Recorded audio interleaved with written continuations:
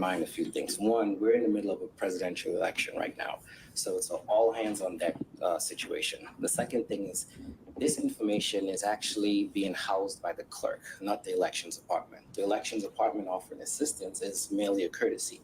So if the court were to just put this on the clerk and the elections department took a laissez-faire approach and said, hey, you guys figure it out, you're the custodian, this will take probably 10 times longer because you have individuals who do not know what they're looking for. The clerk simply houses the information. The elections department, they are the individuals who are actually the experts when it comes to elections and finding this information.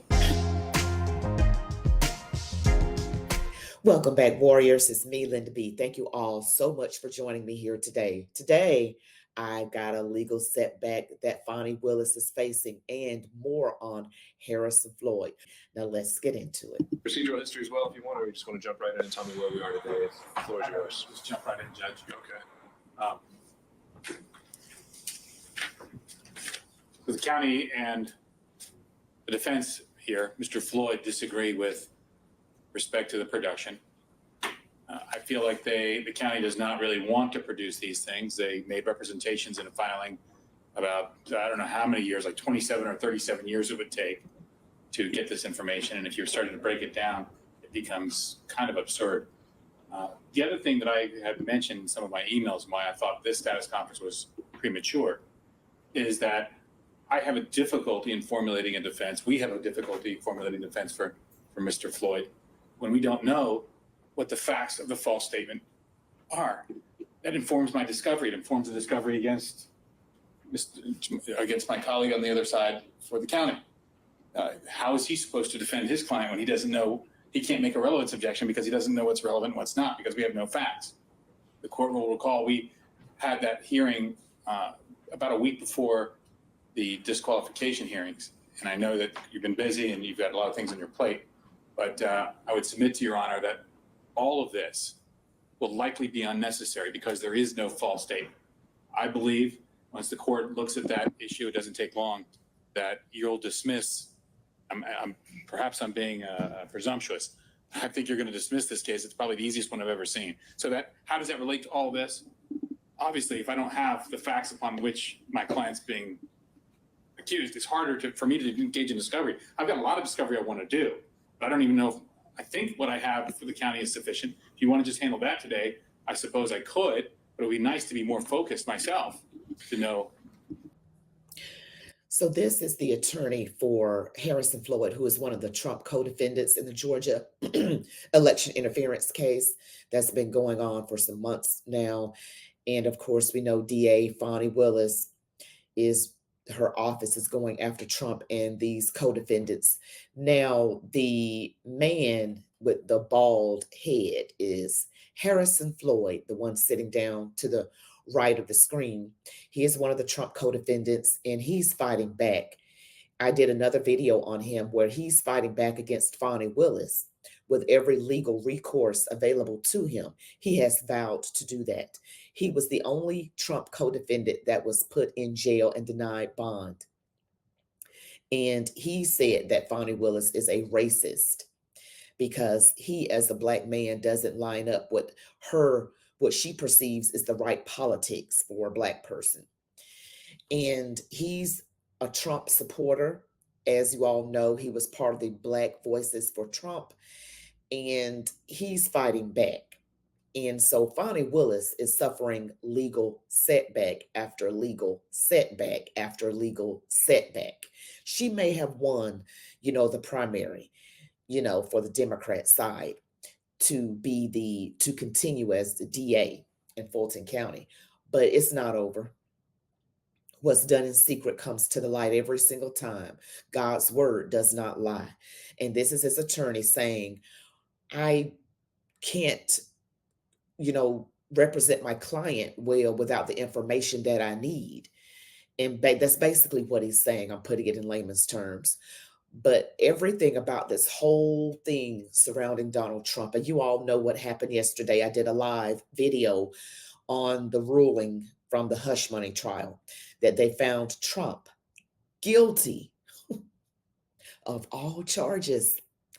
They had the worst witnesses you could possibly have, and an adult film star that has changed her story multiple times, and in Michael Cohen, who's proven to be not a truthful person. But yet, here we are. And of course, Trump's team is going to fight, is going to go to appeal. It might even go to the Supreme Court. Something's going to happen.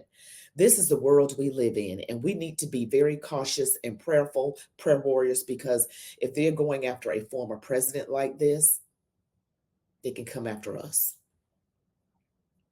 All right. Well, I'll grant you, and I'll agree with you that I owe you some rulings, and I'm planning to dive in and hopefully be able to get you and start going through those throughout the summer. If I may, Mhm.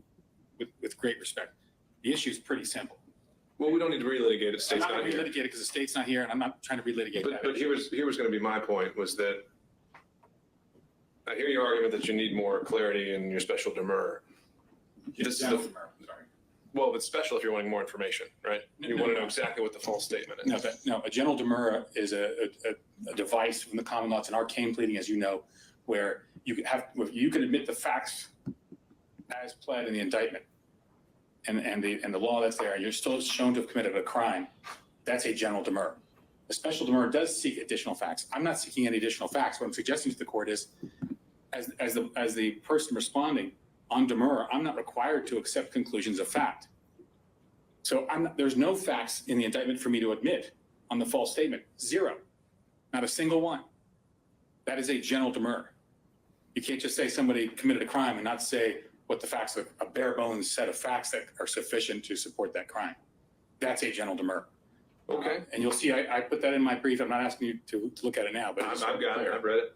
But more to the point was this inability for us to go forward with getting into the particulars of the subpoena.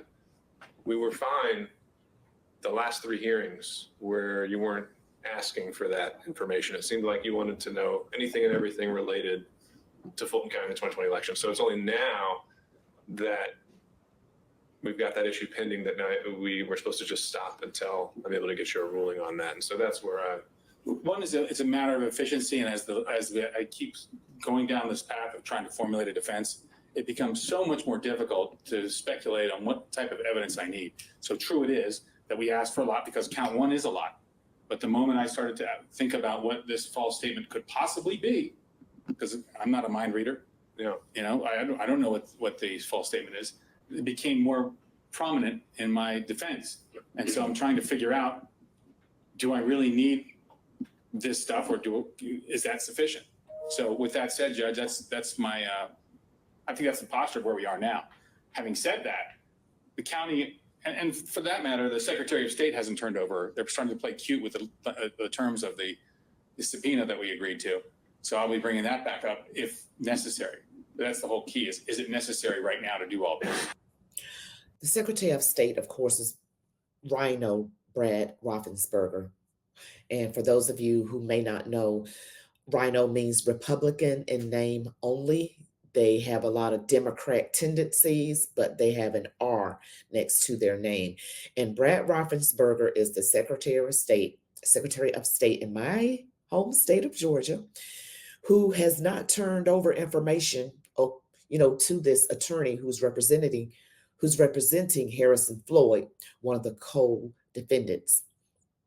And this man is not getting the information he needs to properly represent Harrison Floyd. That's the basic way of saying all of this, because I'm no legal beagle, which I've admitted to. So some of these things I've never heard of a demur. I've heard of subpoenas. And, Brad Raffensperger, shame on you. You are not a true Republican. And I'm looking at, Brian Kemp with the side eye as well. All of these things, there were certain states where a lot of hanky-panky went down with those ballots. There's another video I saw. I wish I could find it. I tried to find it before this recording, and it's where, this was some months ago, where Judge Scott McAfee, was in another hearing with people who basically admitted that some ballots in the 2020 election were not scanned. That's what they said. And wow, There was a lot going on, you all. And I'm sure you figured it out by now that 4 years ago, a lot of hanky panky went down. Maybe hanky panky is not the right term. Things were not done correctly. Let's just put it like that. Things were not done correctly. There's so much in this whole scheme of things, and it is a scheme to keep someone by the name of Donald J. Trump out of the White House ever again. That's what they want. That's what they're trying to do. And that's what I want to investigate further.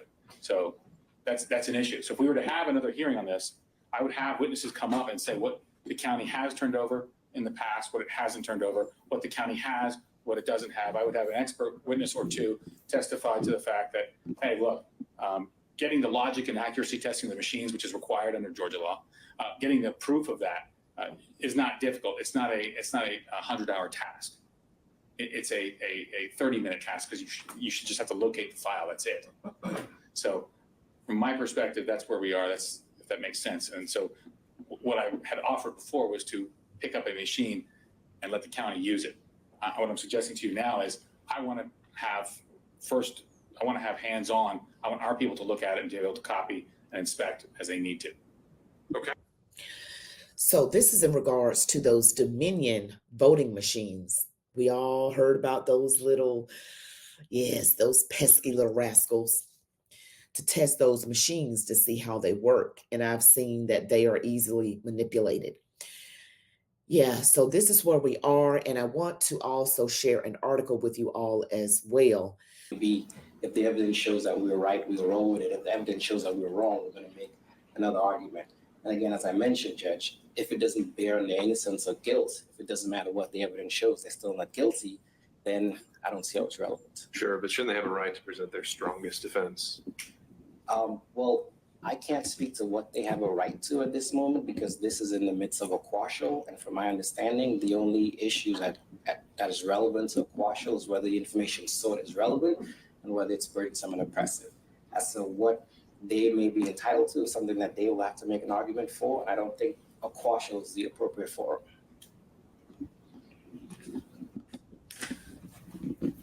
Okay, and so at this point, Mr. Alexis, based on the last hearing, what they had narrowed down to saying they don't have an argument with what's saying they do, I think we'd still, I think I remember us going line by line and talking from my notes here.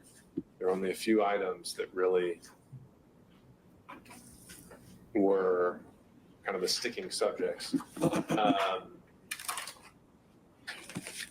Has the county come up with any revised or updated version of just exactly what it would take to comply with the subpoena or the resources that would need to be marshaled?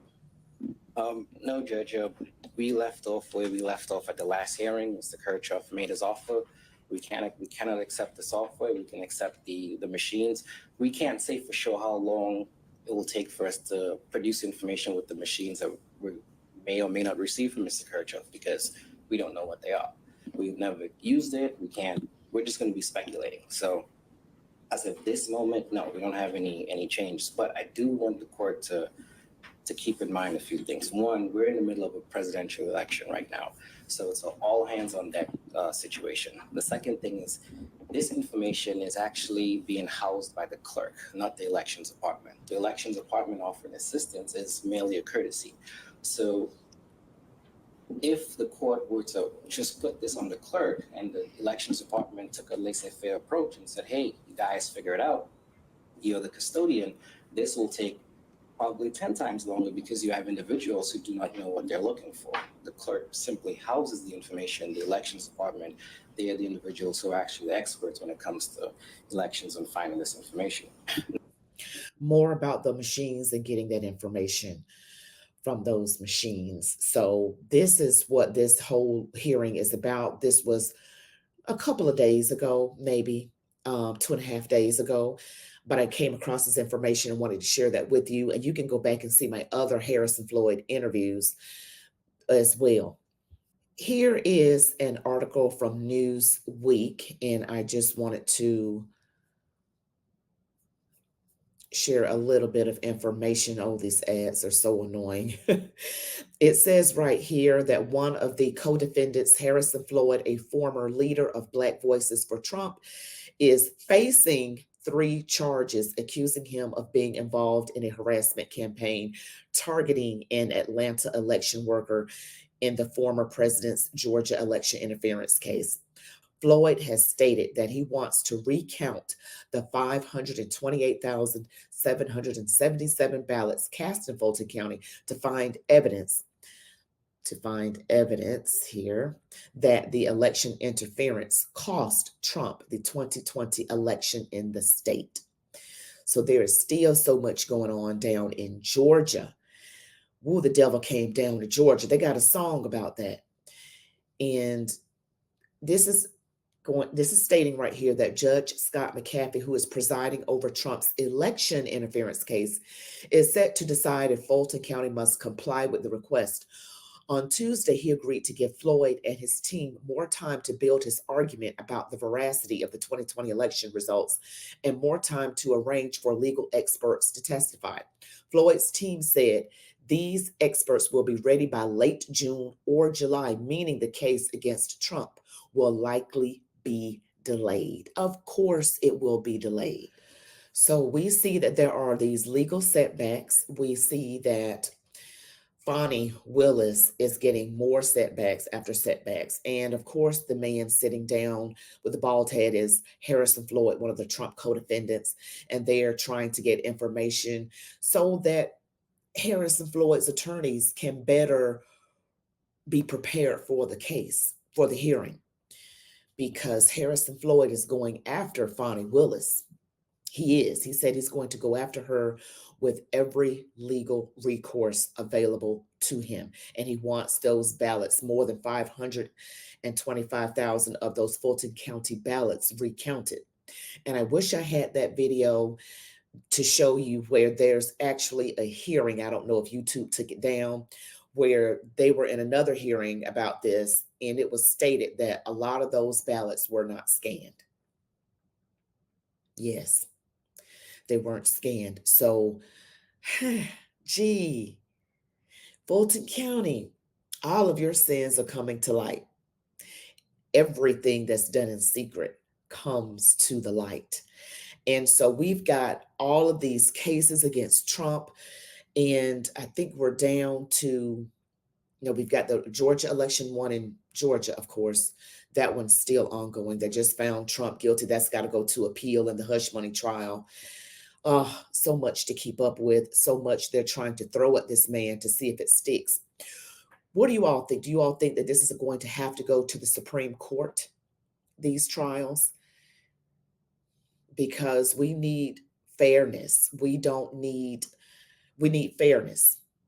This is not something that Trump is going to give up on. His voters, I plan to be one to vote for him in this upcoming election. That's not something we're going to give up on. So I think that the evil powers that be underestimated Trump's veracity, his fighting spirit, his intensity, his love for God and this country.